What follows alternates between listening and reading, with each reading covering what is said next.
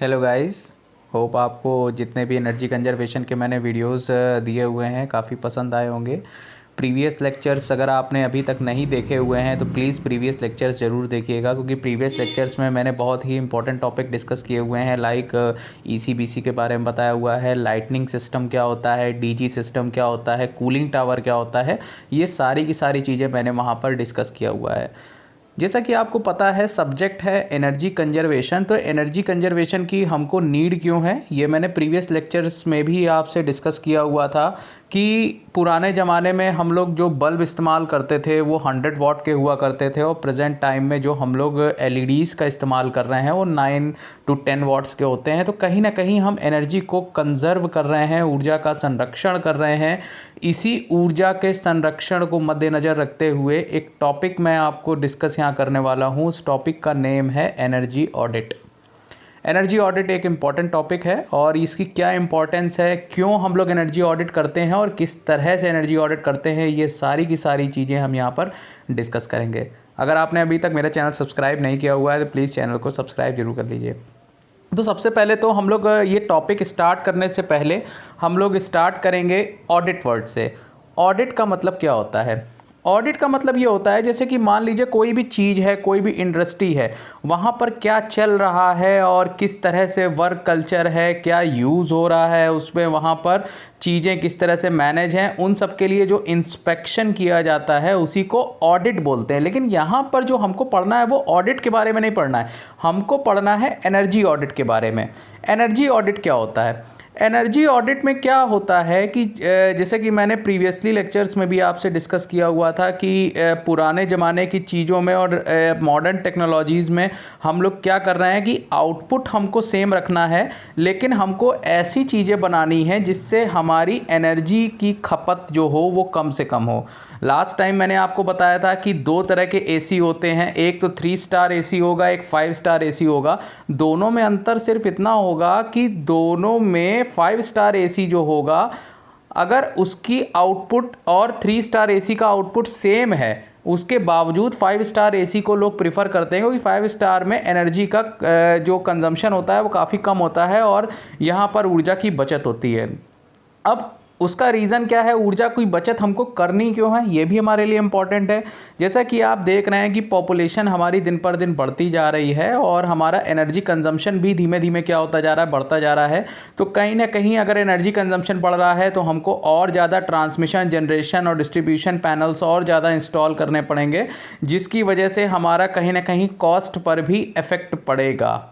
तो आप समझ सकते हैं एनर्जी कंजर्वेशन की हमको आवश्यकता क्यों है। इसी के लिए हम लोग एनर्जी ऑडिट करवाते हैं। एनर्जी ऑडिट का मतलब क्या होता है? एनर्जी ऑडिट में सबसे पहले होता क्या है, ये 3 वर्ड्स आप लोग इस्तेमाल करेंगे यहाँ पर एनर्जी ऑडिट में: verification, monitoring and analysis of use of energy. यानी कि आपको एनर्जी ऑडिट में क्या होता है कि एक टीम होती है, वो जैसे कि सपोज दैट, मैं इसका थोड़ा सा बेसिक बताता हूँ आपको कि सपोज दैट एक कोई इंडस्ट्री है, बड़ी सी इंडस्ट्री है, या फिर कोई एक बहुत बड़ी बिल्डिंग है, उसमें बहुत सारे इक्विपमेंट्स लगे होंगे। वहाँ पर लाइटिंग के इक्विपमेंट होंगे, वहाँ पर हीटर लगा होगा, बॉयलर लगा होगा, और भी बहुत सारी चीज़ें लगी होंगी किसी भी इंडस्ट्री में।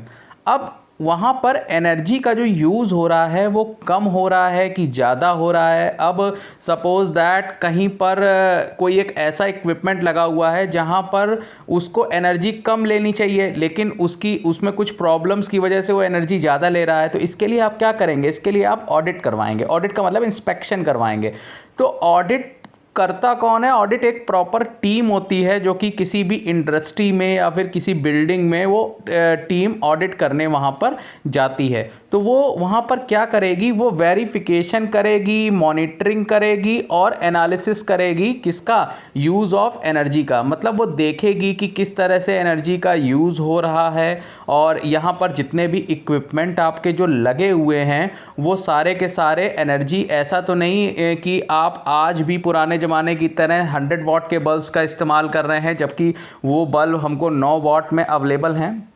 या फिर आप 5 स्टार एसी की जगह 3 स्टार एसी लगाए हुए हैं, या फिर आपके जो बॉयलर्स वगैरह जो इस्तेमाल कर रहे हैं या हीटर्स वगैरह इस्तेमाल कर रहे हैं वो काफ़ी पुराने हो गए हैं और एनर्जी कंजम्पशन ज़्यादा है उसमें, तो ये सारी की सारा वो मॉनिटर करेंगे और वेरीफाई करेंगे उन सब चीज़ों को for the use of the energy. और इसके बाद वो लोग क्या करते हैं, एक सबमिशन करते हैं। किसका सबमिशन करते हैं? टेक्निकल रिपोर्ट का सबमिशन करते हैं, जिसमें उस रिपोर्ट में क्या होता है, उस रिपोर्ट में रिकमेंडेशन होता है for improving the energy efficiency. मतलब वो रिकमेंड करते हैं कि आप इसकी जगह पर ये यूज़ कर सकते हैं, और कोई इक्विपमेंट अगर ख़राब है तो आप उसको रिप्लेस कर सकते हैं। तो ये सारे के सारे रिकमेंडेशन होते हैं with cost benefit analysis. Cost benefit analysis का मतलब ये होता है, सपोज दैट कोई चीज़ अगर हमको 10 रुपये में अवेलेबल है और उसके लिए हम 20 रुपये की वो चीज़ खरीद कर लाए हैं, तो कहीं ना कहीं नुकसान है।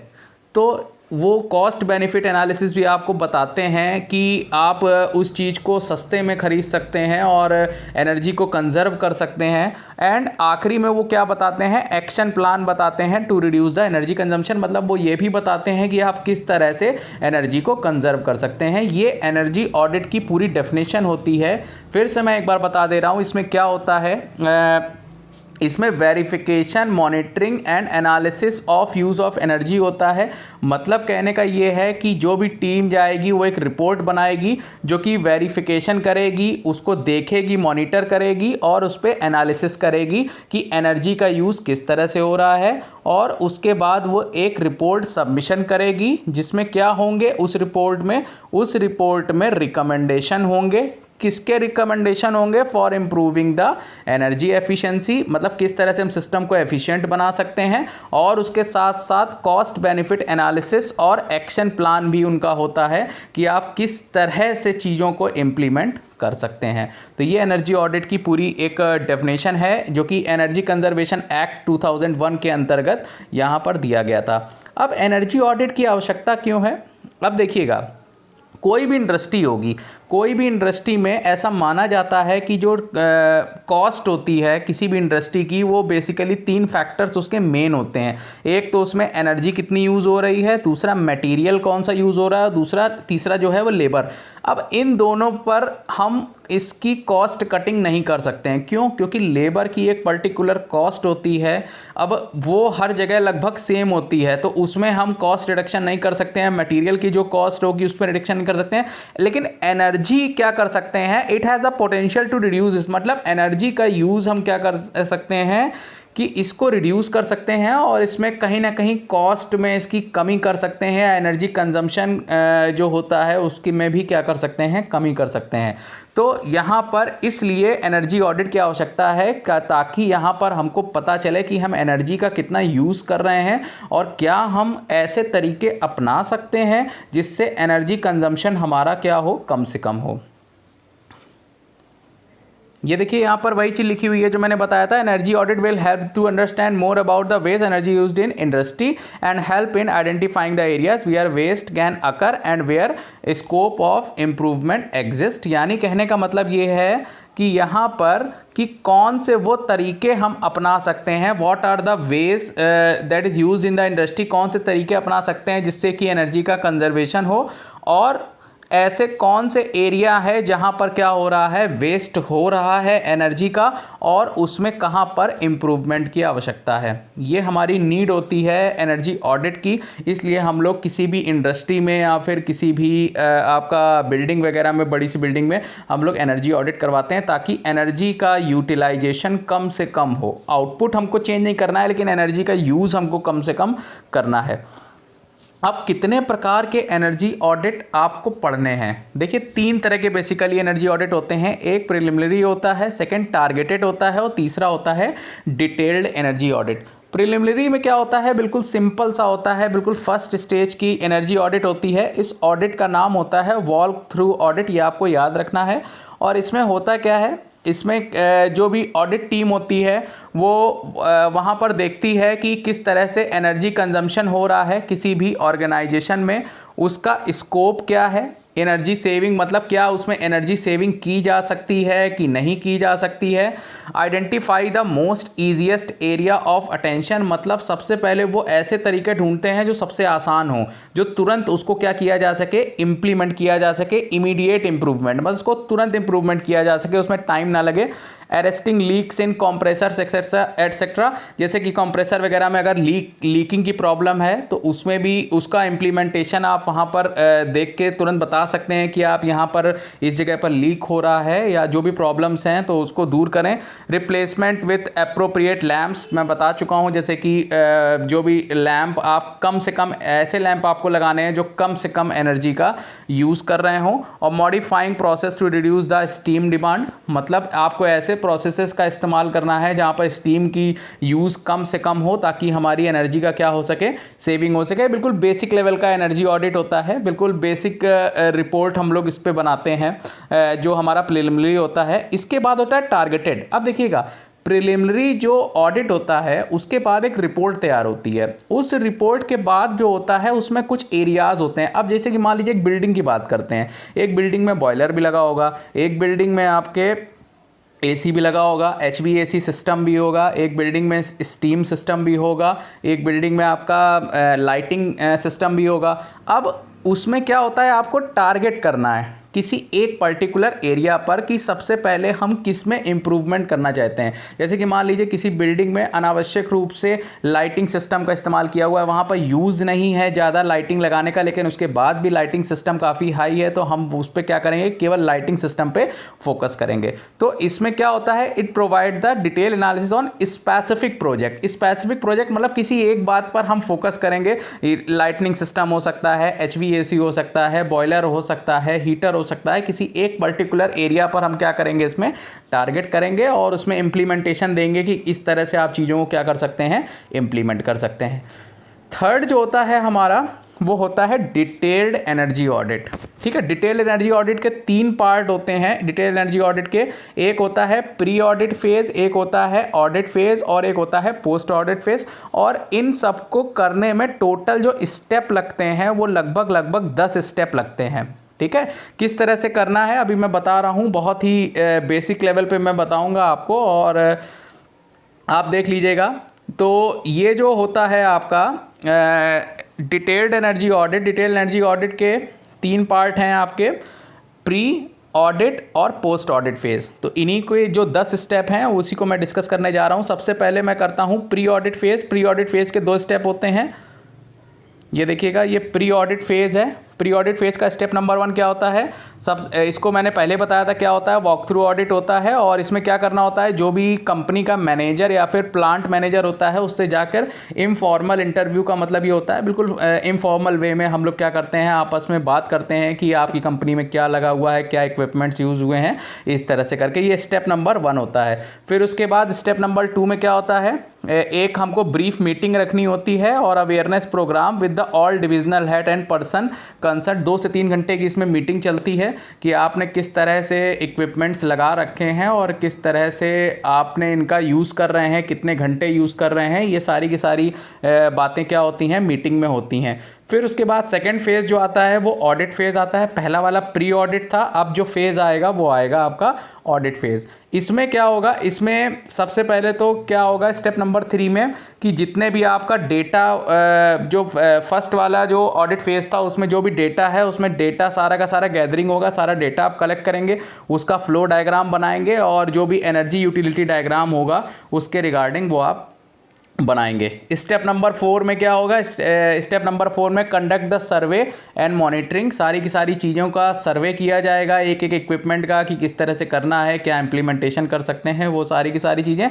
Conduct the detailed trials experiment for selected energy geysers. जैसे कि मान लीजिए कोई एक इक्विपमेंट है, अब इक्विपमेंट सही वर्क कर रहा है कि नहीं कर रहा है तो उसको कैसे हम पता लगाएंगे, तो उसको बोलते हैं ट्रायल्स एंड एक्सपेरिमेंट। उसको हम 24 घंटा 48 घंटा या फिर अपने अकॉर्डिंग कुछ देर चला के देखेंगे और देखेंगे क्या इसमें कमियां हैं और क्या हम इसमें अच्छी चीज़ें इसमें इम्प्लीमेंट कर सकते हैं, वो सारी की सारी चीज़ें हम एक्सपेरिमेंट के थ्रू निकालेंगे यहाँ पर। फिर उसके बाद analysis of energy use, step number 6 है कि कितनी एनर्जी का यूटिलाइजेशन हो रहा है। और स्टेप नंबर 7 ये है कि identification and development of energy conservation opportunities, मतलब क्या उसमें अपॉर्चुनिटीज़ हैं, क्या चीज़ें हम ऐसी उसमें ऐड कर सकते हैं कि जिससे कि हमारा सिस्टम क्या हो जाए, थोड़ा सा बेटर हो जाए।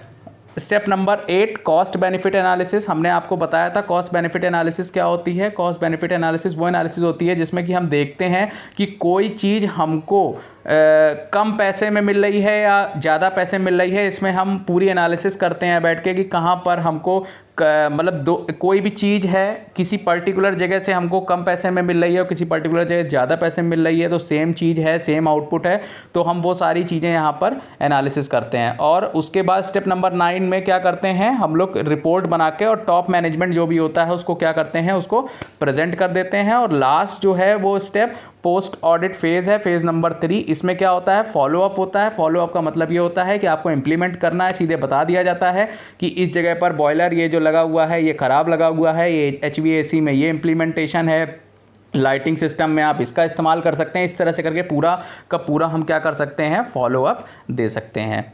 ठीक है, फिर उसके बाद बात करते हैं energy audit instrument. Energy audit instruments क्या होते हैं कि मतलब जब हम एनर्जी ऑडिट कर रहे होते हैं तो उसमें कौन कौन से इंस्ट्रूमेंट का इस्तेमाल किया जाता है, ये सारे के सारे हम यहाँ पर देखेंगे एनर्जी ऑडिट इंस्ट्रूमेंट में।